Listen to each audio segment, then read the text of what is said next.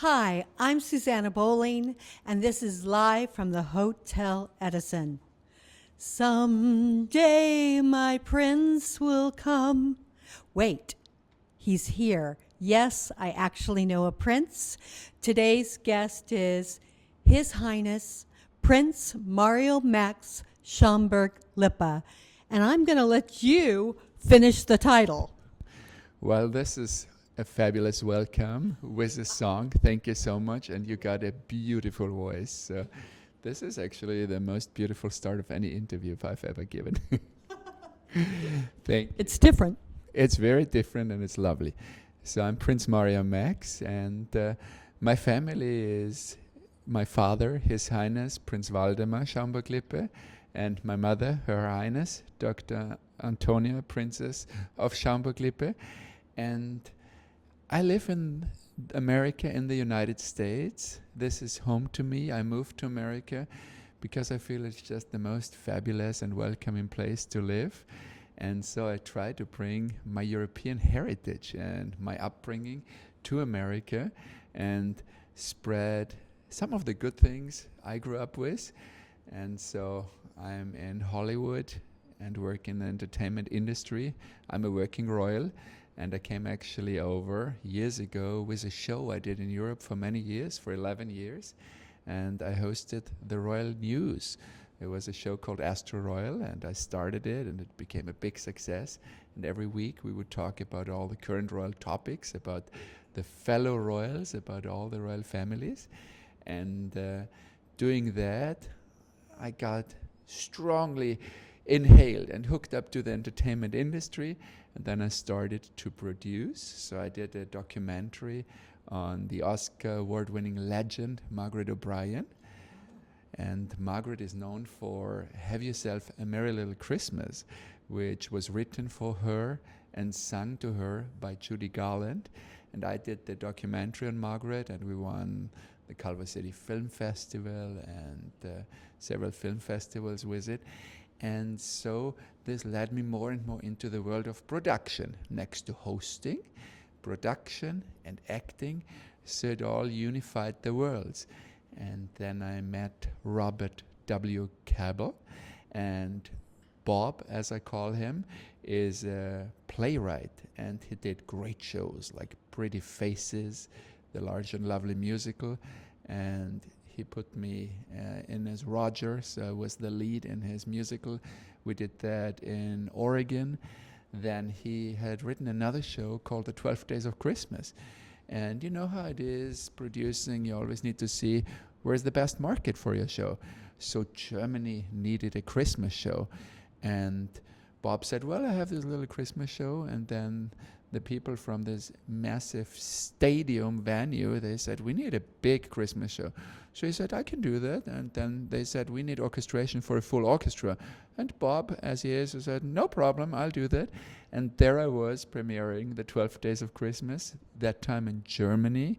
And there was another fabulous show, and I'm so excited. And this comes up now because this year we're going to do 12 Days of Christmas again in the US, and we're going to do Pretty Faces again. So I'm very excited to be back on the musical stage doing these shows. And I'm a big dancer. I love to dance. I just came from Palm Beach winning the Cancer Alliance charity dance contest, and the jury was fabulous. We had Karina Smirnoff and Daniel Baldwin from the Baldwin brothers, so a lot of fabulous entertainers. And What kind of dance?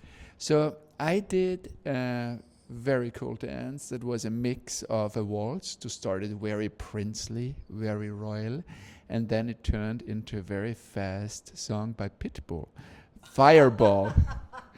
And it had a quick change. So the costumes were all done by New York's designer, Prashant. And this also leads me to Say, don't you host Prashant's shows? Yes, I always host Prashant shows, and Prashant is a fabulous designer on Lexington Avenue, and he has his atelier and his store here, and he does these fabulous fashion shows. And I started to work with Prashant when we did a fundraiser in Rockefeller Center at FAO Schwartz. and it was a fantastic night with fashion, with charity. And then Prashant said, "Why don't you host my shows at New York Fashion Week?" And I did that. And then I said to Prashant, "Why don't you host your own fashion week?"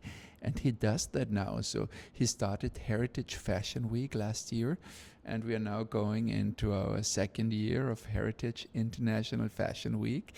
And now he's the one who is not only producing his own show, but he's also inviting other designers. And we're having 30 designers over 2 days in September, on the 6th and 7th of September. And I'm excited to be the host again for this fantastic fashion event. And as I host a lot of events, I'm an event host. I host corporate events, I host charity events, I host speakers, conferences, and I love hosting. And hosting fashion events is very special and dear to my heart. So the more fashion that comes into my life, the more fun it is. And it's just always so delightful how people react to fashion. It makes people really happy, and there is so much positive emotion with dressing up. And the girls, they're so nice styled, and they wear the beautiful new designs, and they're so happy with it. And the guys, we don't have that much of a variety as the girls, because men's fashion is always seen as the more boring one. So then Not anymore. not anymore. And that's why I think Prashant is like one of the people that really makes men's fashion exciting, because he's using all these great fabrics and handmade materials. And some jackets literally take 8 months to be put together, so that's a long time. And then you wear this almost piece of art. You also have 4 doctorates. Is it 4 doctorates? So I have 4 university degrees. So what happened is I started with a master degree in law. That was back in the day in Salzburg in Austria, where my mother is from and where I grew up the first years of my life. And after the doctorate in law as well, that came from the University of Innsbruck, I did a master degree in German law at the Technical University in Dresden, and another master degree actually then at the university in Dresden was one, Salzburg was one, then Vienna was one, that was another one. It was an LLM degree. So it was 4 degrees in law. And the interesting fact is, when I was done with law school, I did a summer internship at a media company. It was a spin-off of Bertelsmann Gruner & Media. And I started to write, and I had so much fun in journalism, in writing, that I stayed into the entertainment industry literally all my life. It kind of pulled me in, and I love it because I'm all about true news and honest reporting. Yes, and which is very important, because It's very rare at this point. Yes, it's very rare. And what we always say, I'm active at the LA Press Club and at the Austrian Press Club and at the Television Academy. I'm judging mostly the news segments. And If you could change something about the news world right now, what would you do and how would you do it? what I would do is, it should not be okay to fabricate things. And one thing that is a big problem for serious journalists, like yourself, doing correct journalism, is there are a lot of people that do clickbait. And clickbait is what the tabloids do. They spit out fabricated stories, and these stories don't even have an essence of truth to them. And these people make real journalists' life hard, because when you come somewhere with your best intention to report about the interesting things, when you want to help people, when you want to open new horizons to the audiences, this becomes hard when people become very skeptical and critical, because they compare a real journalist to a clickbait monster. That's how I call them, because they do everything to get a click and to get attention. But that's not what it should be, and there needs to be a very, very strongly cut line between journalism and the clickbait fabricators, and that's a thing I really always take very serious. I have to ask you this question because I went through this, and you've gone where I went through it in a very tiny amount. You've gone through it in spades. How do you live with all the lies and all the fabrications that have been said about you. Yes. So being a prince, being a royal, being from a royal family, yeah, it is a big thing because it sells well, and I realize that. So people come up with fabrications, they make up things, and they use us. Being a royal, you get used for their clicks. So you're right. One becomes a topic of these clickbait campaigns with lies, with fabrications. Sometimes that's usually like once a year, and if we get lucky, it's every other year. And my father would always tell me, "Oh, don't pay any attention." And Bob Cabell, who is also the spokesperson of our family, he always says, that comes with the territory. Have you ever seen someone successful, someone known, or someone doing a good job that doesn't end up in the news with stories that are not always what you wish for? And I get very lucky because 99% of the stories are really cool, really nice, appreciative for what I do. Because being a working royal and working for my goals in life, helping other people, being a philanthropist, being there for others, with my time, with my voice, with my money, this literally people recognize and they write about the good things. And then, of course, once in a while, we get used, they put a story together. The only thing that's always astonishing is with what speed these fabrications get spread, because one person comes up with something sensational, and then all the clickbait websites spread it on, and it goes from one thing to the other. And you have to develop a certain thick skin, and there is always the three categories of audience. Your friends know better, they know anyhow, it's fine. Then there are the other ones that know you a little bit, or they are interested, so they go to my social media or to the family website, so they figure out all the facts. And then the third people who've never heard of all that, they might not even do any research, but I hope I meet them at one of the nice events or so on, and then they can meet in person and see what it's all about. The interesting thing is, royalty is a very competitive field. And it is. And one wouldn't even think of that, because one would think royalty is one thing. It's not. It's the most competitive area of life. It's like in the entertainment industry. Everybody wants to do their thing, and there are the ones that do it in a fair way and in an honest way, but there are also some that do it in a very dark way. So it's pretty much like the fairy tales that have the good ones and the bad ones, and that's the reality in royalty. And it's not only at the British family, because we all kind of got a sneak peek into that. Wait, I have a question. Aren't you like in the royal lineup for the British throne? What number are you? So my father is in the line of succession to the British throne because of the heritage through grandmother, who happens to be a royal Danish princess, and the Danish royal family is the oldest royal family in Europe, and through this ancestry, my dad is in line to the British throne as well, and it's not one of the first positions, so it would take a while for us to come to the throne, but it's a fact because of the heritage. But it's still cutthroat. That line is cutthroat. It's a very, very old and good line. So my family comes from the year of 936. It's the old Danish and Viking kings. So we are Vikings by that means. And what's very interesting is the lineage goes all the way down to grandmother, Princess Feodora of Denmark, my father, Prince Valdemar Schaumburg Lippe, and my mother, Princess Antonia Schaumburg Lippe.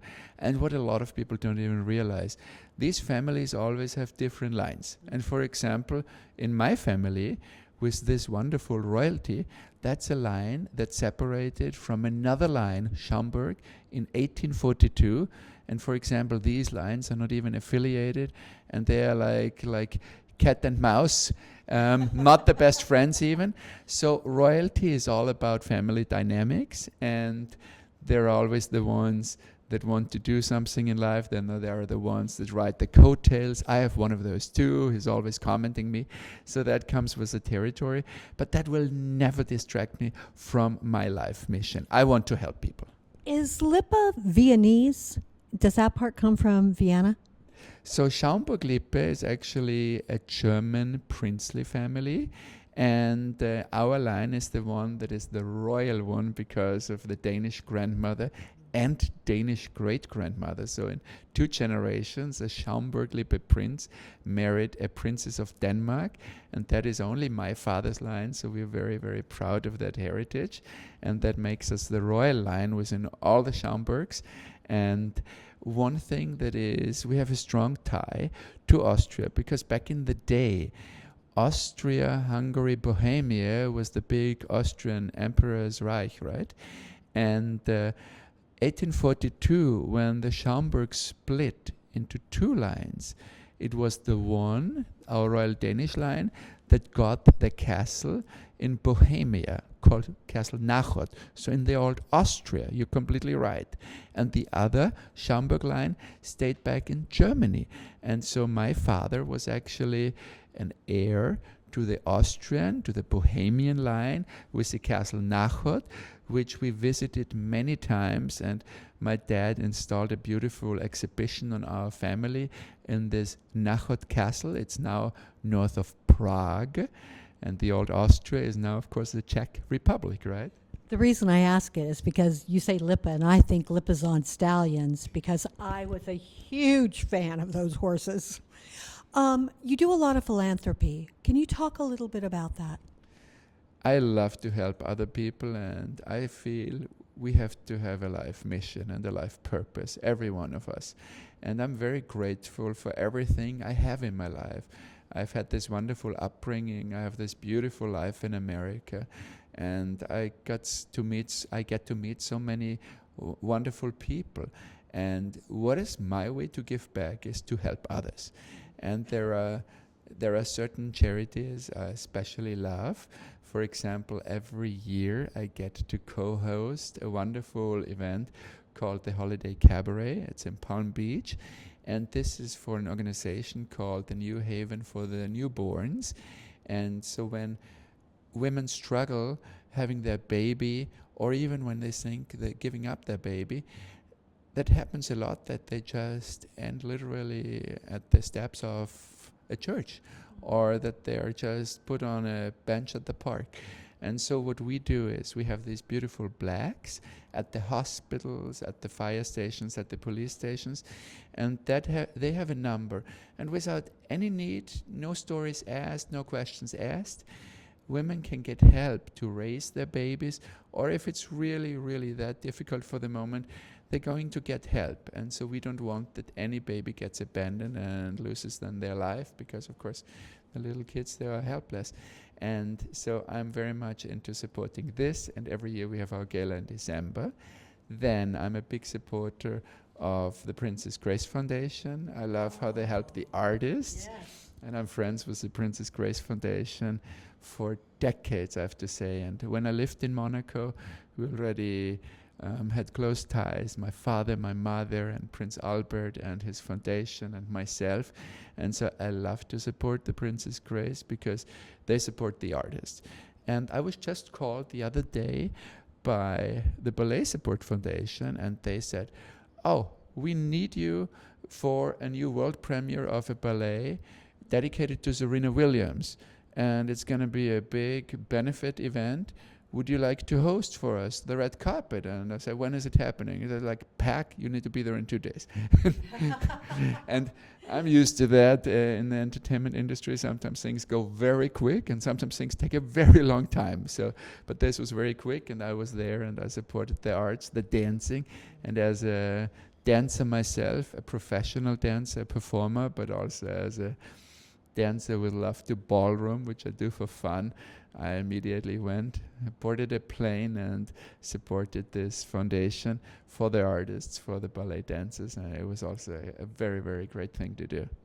You have a book and a documentary coming out about your family. Can you tell us a little bit about that? Yes. So Robert W. Cable is a producer who worked for Aaron Spelling, and he wrote for the New York Post. And he has all these different worlds of entertainment combined in one person. And he approached us and said, I want to do the family book.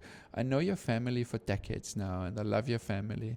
And I would like to put everything together, the history, the stories, the truths, the plans. What is the royal family about? What are the secrets of the royal family? What's going on? And he started to do interviews with my father, with my mother, and myself. And now the book is ready. We're very excited. It's in the final stages. So this is coming out this year. And then, what was very smart of him, when he did all these interviews, he recorded them. And he got a great producer on board, and he got a great editor on board with a fantastic cameraman. And so he said this would make a very interesting documentary for Netflix and for Amazon. And so he came back to us and he said, so everybody wants it. So it's very interesting where this is going to go.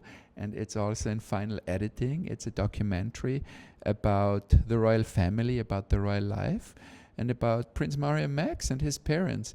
And I'm excited to share stories of my life. And my life has always been interesting, and it also has been a roller coaster, because whenever something happens, and we've always had that in every life, but for example, my father, he got lung cancer, and then he passed away within 6 months.